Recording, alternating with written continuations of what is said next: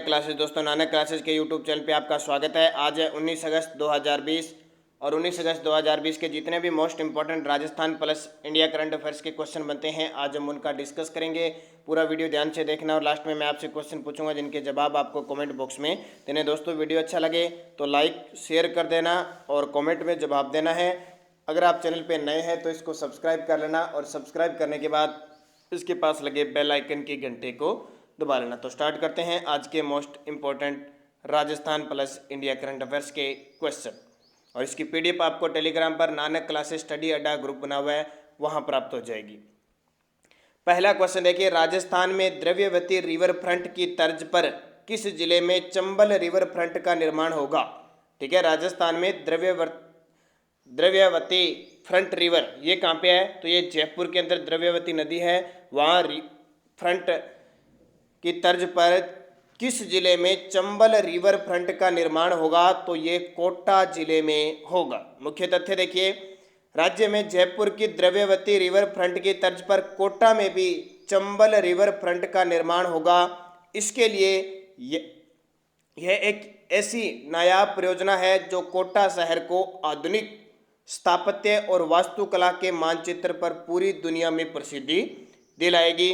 और 307 करोड़ रुपए की लागत इस योजना में 6 किलोमीटर लंबे हेरिटेज रिवर फ्रंट का निर्माण किया जाएगा, जिसमें पूरे राजस्थान की संस्कृति और स्थापत्य कला के समन्वय का बेहतरीन प्रदर्शन होगा। तो इतने दिन इस कोटा के अंदर जो चंबल नदी का आसपास का क्षेत्र है, वहाँ लोग बहुत कम पर्यटक आते थे देखने के लिए, बहुत कम दिलचस्पी दिखाते थे। तो अब इसके बनने के बाद पर्यटकों में भी इजाफा होगा, कोटा का जो विकास भी होगा, औद्योगिक विकास भी होगा, तो सारा इससे फायदा होगा। तो इम्पोर्टेंट आपके लिए कि जयपुर की द्रव्यवती रिवर फ्रंट की तर्ज पर कोटा में भी कौन सी चंबल रिवर फ्रंट का निर्माण होगा। अब बात आती है चंबल नदी की, क्योंकि कोटा में और चंबल बार बार दो चीजों में नाम आ रहा है कोटा का। एक तो आपने नाम सुना होगा चंबल एक्सप्रेसवे, जो उत्तर प्रदेश, मध्य प्रदेश और राजस्थान से में बनेगा चंबल एक्सप्रेस, वो भी काफी चर्चित है। और ये एक जो रिवर फ्रंट है ये भी इंपॉर्टेंट है। अब ध्यान रखना, राजस्थान के कितने जिलों से चंबल नदी गुजरती है, ये क्वेश्चन बहुत बार एग्जाम में आ चुका है। 6 जिलों में। तो सूत्र याद रखना है, चक्को बुश कदों, चक्को बुश कदों, ये सूत्र याद रखना। कर्म से है, चक्को यानी चित्तौड़गढ़ में प्रवेश करती है, को यानी कोटा, बू यानी बूंदी, स यानी सवाईमाधोपुर, क यानी करौली और दो से धौलपुर। पिछले साल कांस्टेबल में क्वेश्चन आया था, निम्न में से किस जिले से चंबल नदी का उद्गम नहीं? ये किस जिले से चंबल नदी नहीं बहती? तो झालावाड़ ऑप्शन था उसमें। तो आपको पता होना चाहिए कि जो चंबल नदी है वो मध्य प्रदेश के महू के विंध्याचल पर्वत की जाना पावा पहाड़ी से निकलती है, ये आपके लिए इंपॉर्टेंट। इस नदी को चरमवती नदी, कामधेनु नदी, नित्य वाहिनी, सदावाहिनी नदी के नाम से जाना जाता है। दूसरा प्रश्न देखिए, वर्ष 2020 का प्रोफेसर प्रेम शंकर श्रीवास्तव श्रेष्ठ साहित्य सर्जन पुरस्कार किसे दिया जाएगा? ये सर्जन नीचे वाला, ठीक है, सृजन ये है। 2020 का प्रोफेसर प्रेम शंकर श्रीवास्तव श्रेष्ठ साहित्य पुरस्कार किसे दिया जाएगा? डॉक्टर पद्मजा शर्मा को दिया जाएगा। किसे? डॉक्टर पद्मजा शर्मा को। मुख्य तथ्य, citizen society of for education की ओर से प्रोफेसर प्रेम शंकर श्रीवास्तव श्रेष्ठ साहित्य सर्जन पुरस्कार डॉक्टर पद्मजा शर्मा को उनकी कृति विश्वास का घर के लिए दिया जाएगा। और इस प्रोफेसर प्रेम शंकर श्रीवास्तव श्रेष्ठ साहित्य सर्जन पुरस्कार की शुरुआत इनकी स्मृति में 1997 में हुई थी। तो इम्पोर्टेंट है, 2020 का पुरस्कार किसे?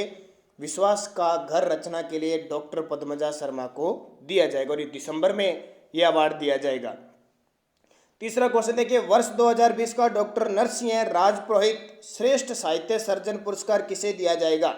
वर्ष 2020 का डॉक्टर नरसिंह राजपुरोहित श्रेष्ठ साहित्य सर्जन पुरस्कार किसे दिया जाएगा? तो इसका सही जवाब है डॉक्टर गजे सिंह। किसको?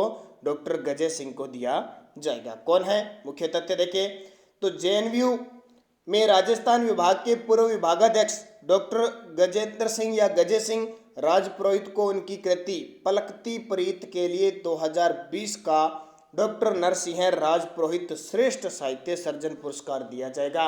और ये डॉक्टर नरसिंह राजपुरोहित की स्मृति में इस पुरस्कार की शुरुआत 2001 में हुई थी। इतिहासविद और राजस्थानी साहित्य के चिंतक और शिक्षाविद प्रोफेसर जहूर खां मेहर को स्वामी कृष्णानंद स्मृति सेवा शिक्षा सेवा सम्मान दिया जाएगा। ध्यान रखना, 3 पुरस्कार मैंने आपको बता दिए। एक तो पद्मजा को दिया गया, दूसरा गजय सिंह को दिया गया और तीसरा स्वामी कृष्णानंद सेवा सम्मान है वो प्रोफेसर जहूर खां मेयर को दिया गया। तो तीनों ही इंपॉर्टेंट, शायद पहली बार आपने ये अवार्ड पढ़े होंगे, लेकिन आपको पता है हर कोई चीज़ पहली बार होती है। इतने दिन ये कोई भी पुरस्कार इंपॉर्टेंट नहीं थे, लेकिन अब जैसे जैसे समय बीतता जाता है, जैसे जैसे सिस्टम बदलता जा रहा है, सारे पुरस्कारों ये इंपॉर्टेंट हो चुके हैं। चौथा क्वेश्चन देखिए, राजस्थान सरकार पुलिस, जेल और होमगार्ड के जवानों को वृद्धि तथा किट के लिए प्रतिवर्ष कितना भत्ता देगी। ये बड़ी घोषणा की है मुख्यमंत्री अशोक गहलोत ने कि पुलिस के जवान, जेलर जो होते हैं और होमगार्ड के जवानों को एक तो वर्दी के लिए और उनकी किट के लिए प्रतिवर्ष कितना भत्ता देगी, 7,000 रुपये प्रति वर्ष देगी। मुख्य तथ्य, राजस्थान सरकार ने पुलिस, जेल और होमगार्ड के जवानों को वर्दी व किट के लिए प्रतिवर्ष 7,000 रुपये देने की घोषणा की है। इससे 90,621 से ज़्यादा कर्मचारियों को लाभ होगा। ये बड़ी बात, यानी लगभग 90,000 से ज़्यादा कर्मचारियों को फायदा होगा। इससे सरकार के राजकोष पर करीब 63 करोड़ 43 लाख का वित्तीय भार आएगा।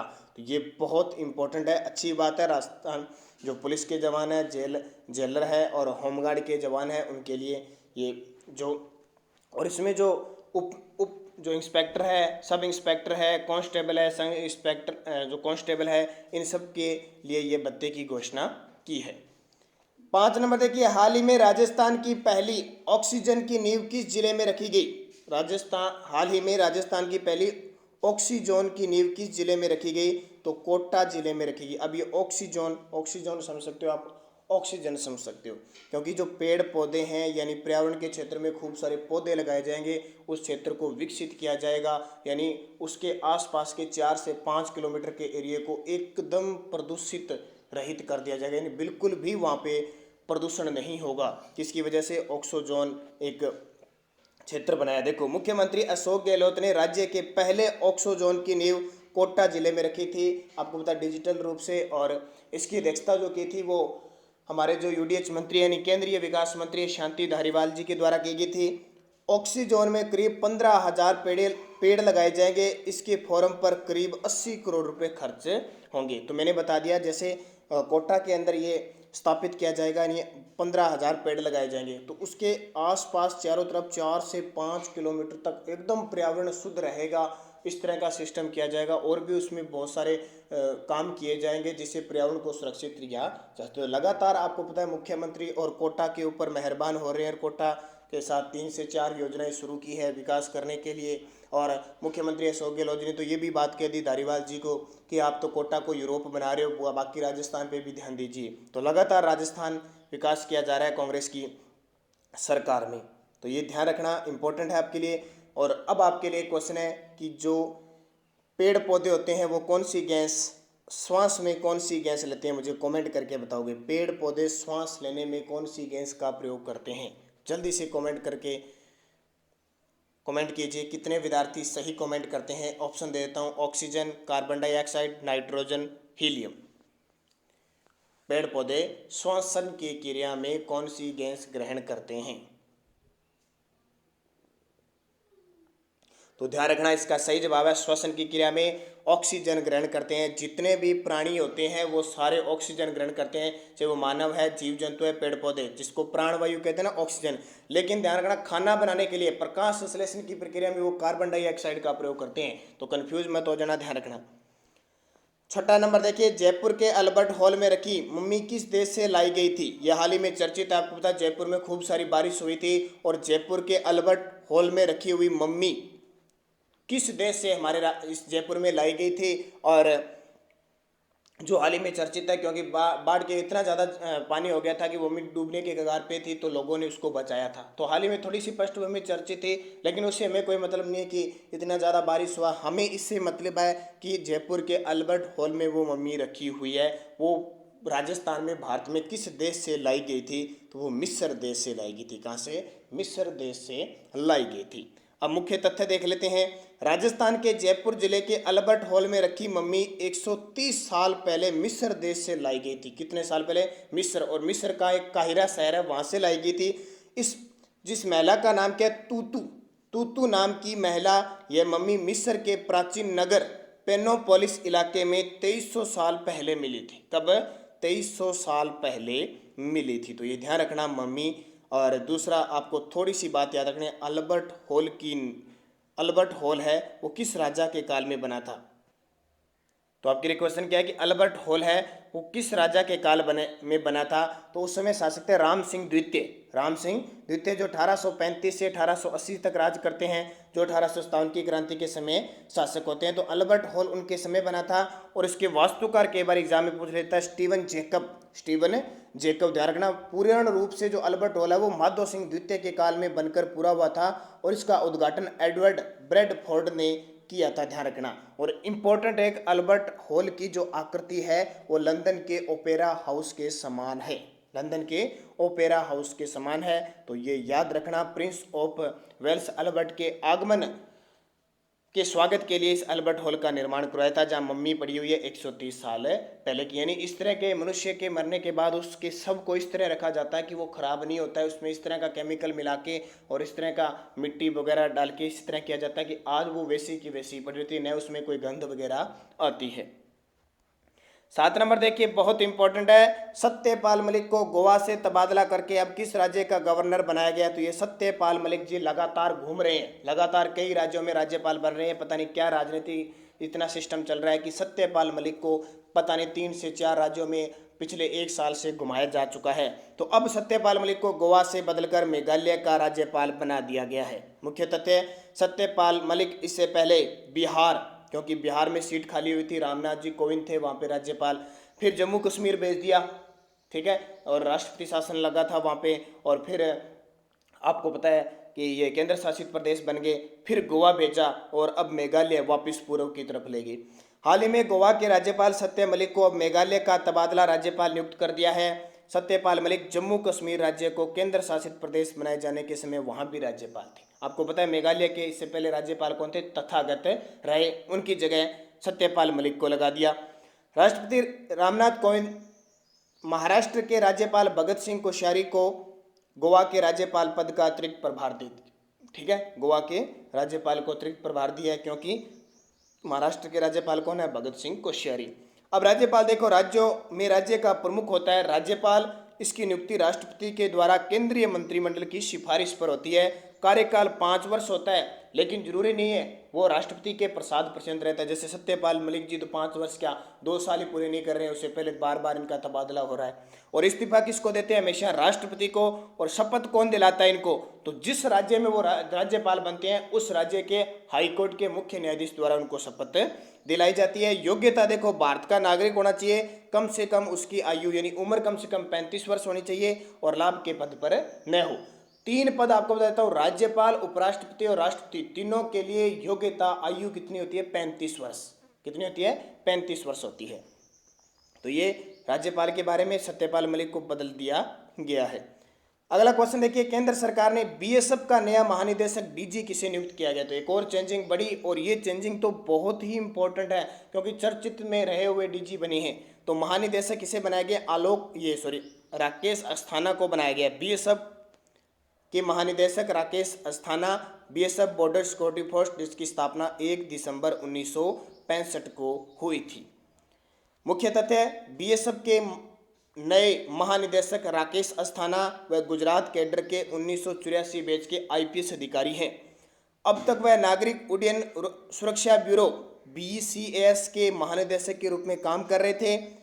मालूम हो कि साल 2018 में सीबीआई के तत्कालीन निदेशक आलोक वर्मा और तत्कालीन विशेष निदेशक राकेश अस्थाना के भ्रष्टाचार मामले को लेकर बड़ा विवाद खड़ा हुआ था। अगर किसी को पता है तो आलोक शर्मा और ये राकेश अस्थाना और आलोक वर्मा ने अस्थाना के खिलाफ भ्रष्टाचार के आरोप में एक एफआईआर दर्ज करवाई थी। इस विवाद के चलते अस्थाना और वर्मा को 21 अक्टूबर 2018 की आधी रात को छुट्टी पर भेज दिया गया था। याद होगा आपको, ये घटना बहुत बड़ी घटी थी। बाद में दोनों को सीबीआई से बाहर भी कर दिया गया। दोनों देखो, सीबीआई के पदों पर इनको नियुक्त किया गया था और सीबीआई से बाहर कर दिया। हालांकि सीबीआई ने इस साल फरवरी में अस्थाना को सभी आरोपों से क्लीन चिट दे दी और अब इन्हें क्या बना दिया गया, बीएसएफ के महानिदेशक बना दिया गया। तो ये चर्चित चेहरा है। चर्चित चेहरा जब भी होगा तो आपके लिए इंपॉर्टेंट होगा कौन, राकेश अस्थाना। और बीएसएफ की बात करें तो हमारी राजस्थान बॉर्डर पर बीएसएफ गर्मियों में ऑपरेशन सर्द हवा चलती है, ऑपरेशन चलाया जाता है घुसपैठियों को रोकने के लिए, और गर्मियों में भी चलाया जाता है। तो दोनों आपके लिए इंपॉर्टेंट बन जाते हैं। अभी सर्च ऑपरेशन चला था ना, ऑपरेशन सर्च। नेक्स्ट है, किस केंद्र शासित प्रदेश ने 16 अगस्त को अपना 59वां डी जूर दिवस बनाया। अभी डी जूर क्या होता है तो अभी बताते हैं आपको। पुदुचेरी यानी पांडिचेरी के अंदर बनाया गया। तो पांडिचेरी के मुख्यमंत्री वी नारायणस्वामी ने स्वतंत्रता सेनानियों को की झोर के इस मौके पर श्रद्धांजलि अर्पित की। क्यों बनाते हैं ये दिन? पांडिचेरी 18 अक्टूबर 1954 को एक जनमत संग्रह के आधार पर स्वतंत्र हुआ था, ये ध्यान रखना, 1954 में पुर्तगालियों से। लेकिन फ्रांसीसी पुर्तगाली नहीं, फ्रांसीसियों से। लेकिन फ्रांसीसी और भारतीय सरकारों के बीच हस्तांतरित संधि को फ्रांसीसी संसद ने 16 अगस्त 1962 को इसकी मंजूरी दे दी थी। जनमत संग्रह 18 अक्टूबर 1954 को लिया गया था, चाहे फ्रांसीसी शासन में बने रहना हो या भारतीय संघ में विलय रहना हो।